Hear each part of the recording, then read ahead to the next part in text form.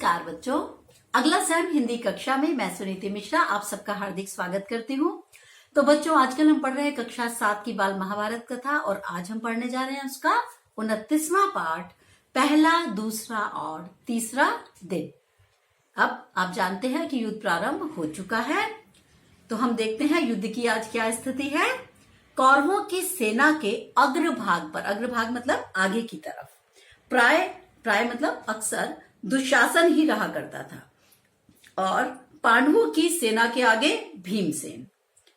बाप ने बेटे को मारा, बेटे ने पिता के प्राण लिए, भांजे ने मामा का वध किया। यानी वो कह रहे हैं कि युद्ध का यह दृश्य था। पहले दिन की लड़ाई में भीष्म ने पांडवों पर ऐसा हमला कर दिया कि पांडव सेना थर्रा उठी। युधिष्ठिर के मन में भय छा गया। दुर्योधन आनंद के कारण झूमता हुआ दिखाई दिया। पांडव घबराहट के मारे श्री कृष्ण के पास पहुंचे और श्री कृष्ण युधिष्ठिर और पांडव सेना को धीरज बंधाने लगे, समझाने लगे कि घबराओ मत। पहले दिन की लड़ाई में पांडव सेना की जो दुर्गति हुई थी उससे सबक लेकर पांडव सेना के नायक धृष्टद्युम्न ने बड़ी सतर्कता के साथ अगले दिन व्यूह की रचना की और सैनिकों को हिम्मत बंधाई कि तुम इतना डरो नहीं, हमारे पास भी अच्छे योद्धा हैं।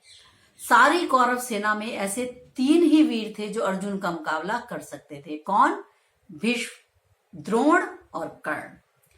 सारे कौरव वीरों को अपना प्रतिरोध करते हुए अर्जुन ने अपना गांडीव हाथ में लेकर इस कुशलता से युद्ध किया कि कौरव सेना के सभी महारथी उसका युद्ध देखकर दंग रह गए, हैरान हो गए। भीष्म ने अर्जुन पर जोरों से हमला कर दिया।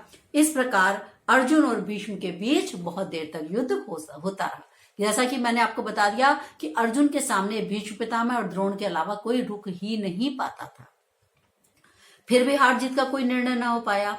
एक और यह अद्भुत युद्ध हो रहा था और दूसरी ओर द्रुपद का पुत्र धृष्टद्युम्न, जो द्रोणाचार्य का जन्म से बैरी था, मतलब दुश्मन था, जिसका जन्म ही द्रोणाचार्य की मृत्यु के लिए हुआ था, वह भी आचार्य के साथ, गुरु द्रोण के साथ युद्ध करने में लगा हुआ था। सात्विकी द्वारा छोड़े गए एक बाण ने भीष्म के सारथी को मार गिराया। सारथी के गिर जाने पर घोड़े हवा से बातें करते हुए अत्यंत वेग से भाग खड़े हुए। अब कौरव सेना में बड़ी तबाही मची क्योंकि उनका तो बहुत बड़े योद्धा थे भीष्म, तो वो सब घबराए। सब कौरव वीर पश्चिम की ओर देखकर यह मनाने लगे कि कब सूर्य अस्त हो और कब युद्ध बंद हो ताकि इस तबाही से मुक्ति मिले। क्योंकि युद्ध का नियम क्या था कि जैसे ही सूर्यास्त होगा शंख बजा दिया जाता था और युद्ध समाप्ति की घोषणा कर दी जाती थी। और भीष्म पितामह जब तक रहे कहीं ना कहीं युद्ध के नियमों का अक्षरतः पालन होता रहा। सूर्य अस्त हुआ, शाम हो गई, युद्ध बंद हुआ। पहले दिन की लड़ाई के बाद पांडवों में जो आतंक छाया था, दूसरे दिन के युद्ध का अंत होने पर अब वो कौरव के मन में छा गया कि ये तो अर्जुन ने तो बहुत अच्छा युद्ध किया, धृष्टद्युम्न ने भी बहुत अच्छा युद्ध किया। तीसरे दिन दोनों सेनाओं की व्यूह रचना हो जाने के बाद दोनों पक्ष फिर से युद्ध में लग गए, एक दूसरे पे हमला करने लगे। भीम द्वारा चलाए गए एक बाण से दुर्योधन जोर का धक्का खाकर बेहोश हो गया और रथ पर गिर गया। यह देखकर सारथी ने सोचा दुर्योधन को लड़ाई के मैदान से हटा लिया जाए, इससे कौरव सेना को दुर्योधन के मूर्छित होने का पता न चले। इन्हीं विचारों से प्रेरित होकर सारथी जल्दी से रथ को युद्ध भूमि की ओर से हटा के छावनी की ओर ले गया, लेकिन उसने जो सोचा था हुआ उससे उल्टा ही। जब लोगों ने नहीं देखा, जब कौरव सेना ने कि हमारा राजकुमार कहाँ, हमारा युवराज कहाँ है, दुर्योधन नहीं है, तो उल्टा हुआ कि अनुशासन टूट गया और अनुशासन के टूटने और सेना में खलबली मच जाने का कारण वह दुर्योधन खुद ही बन गया। सैनिकों में भगदड़ मच गई। इधर पांडवों की सेना में आनंद छाया हुआ था। दिन के पहले भाग में उन्होंने कौरव सेना पर जिस प्रकार हमले करके उसे तितर बितर कर दिया था, उन्हें इस बात की आशा न थी कि भीष्म इस बिखरी हुई सेना को फिर से इकट्ठा करके हम पे टूट पड़ेंगे। वो आनंद मना रहे थे कि नहीं, अब तो हमने जीत लिया, दुर्योधन को भगा दिया। लेकिन भीष्म ने ऐसा भयानक हमला किया बची खुची सेना को लेकर पांडव सेना पर कि पांडव सेना के पांव उखड़ गए। पांव उखड़ जाना मतलब क्या होता है कि वो घबरा गए, बहुत घबरा गए। श्री कृष्ण, अर्जुन और शिखंडी के प्रयत्नों के बावजूद सेना अनुशासन में न रह सकी। भीष्म के द्वारा छोड़े गए कई बाण अर्जुन और श्री कृष्ण के शरीर पर लग गए। अब जैसे ही श्री कृष्ण को और अर्जुन घायल हुए तो श्री कृष्ण को बहुत अधिक क्रोध आ गया। अब उनसे रहा नहीं गया, उन्होंने खुद ही भीष्म को मारने की ठान ली। अर्जुन यह देखकर सन्न रह गए, वो घबरा गए, ये क्या हुआ? कृष्ण ने तो प्रतिज्ञा की थी कि मैं तो युद्ध में हथियार नहीं उठाऊंगा, और यहाँ जब अर्जुन पे आन पड़ी और तो क्या किया? तो कृष्ण ने कहा नहीं, अब मेरे परम मित्र पे आन पड़ी है, तो वो भीष्म को मारने चल दिए। अर्जुन ने उनको रोका, वह रथ से उतरा, कृष्ण के पीछे भागा। अर्जुन के आग्रह पर श्री कृष्ण वापस लौटकर फिर से अर्जुन के रथ पर बैठ गए। श्री कृष्ण के इस कार्य से अर्जुन उत्तेजित हो उठा और वह कौरव सेना पर वज्र के समान गिरा। वज्र के समान गिरा वरना बहुत बड़ी मुसीबत बनकर गिर गया, तो मतलब उनके उसने छक्के छुड़ा दिए। शाम होते होते कौरव सेना बड़ी बुरी तरह से हार गई।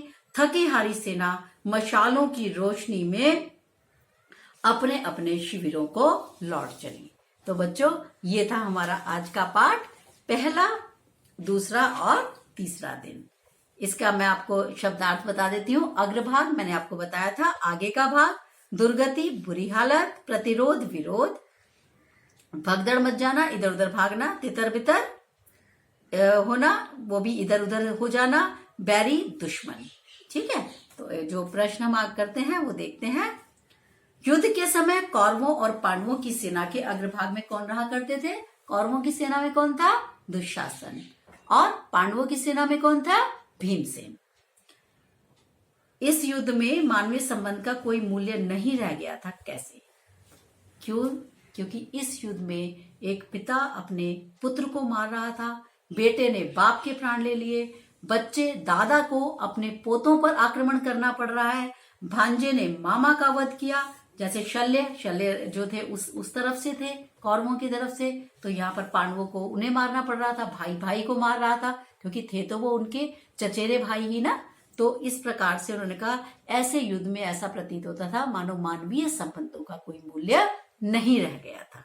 ठीक है, अच्छा एक और बस, कौरवों की सेना में कौन से ऐसे तीन वीर थे जो अर्जुन का मुकाबला कर सकते थे?